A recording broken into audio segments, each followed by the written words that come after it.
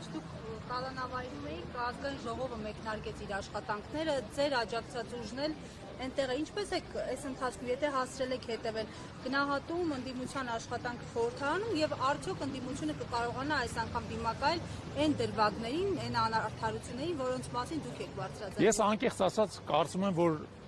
մեր նաեւ իմ անձնական բացակայությունը այդտեղ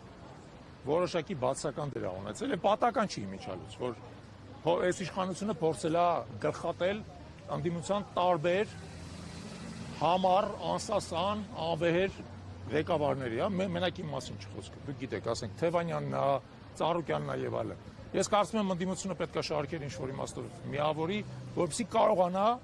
այն դեմագոգիայի հեղեղը պարզապես, որ լցվում է քաղաքացիական պայմանագրից, ամեն օր մեր ժողովրդի ականջները այդ դեմագոգիայի հեղեղին դիմագրավել։ Երբ որ մարդիկ փորձում են մեզ մեղադրել նրա մեջ, որ մենք օրինակ հակաթուրք ենք։ Ասենք երբեք պատմության մեջ չեն մեղադրել, չէ, հային, որ ինքը հակաթուրք է, որտեղ բնական է, որ եթե մեկը քեզ կոտորել է, դու իր նկատմամբ որոշակի բան պետք է ունենաս, չէ, վերապահում։ Հիմա ազգային ժողովում քաղաքացիական պայմանագրի կարկառուն դեմքեր դուրս են գալի ընդդիմությանը մեղադրում են նրա մեջ, որ իրանք տեսնում եք հակաթուրք են,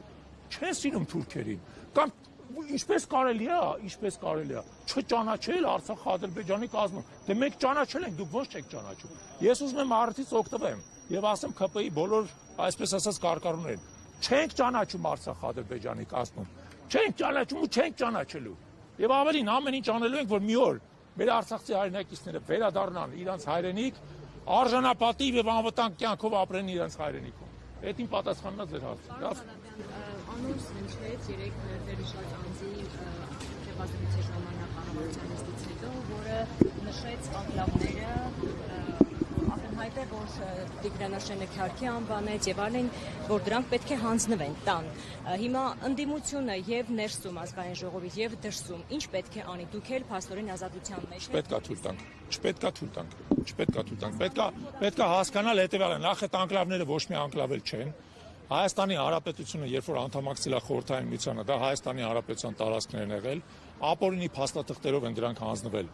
Ադրբեջանին, չկա որևէ օրինական փաստաթուղթ, որը հաստատում է այդ անկլավների հանձնումը Ադրբեջանին, եւ պետք է ամեն ինչ անել, որպեսզի դա տեղի չունենա, որովհետեւ դա Հայաստանի անդամահատման շատ կարճ ճանապարհ է։ Հայաստանի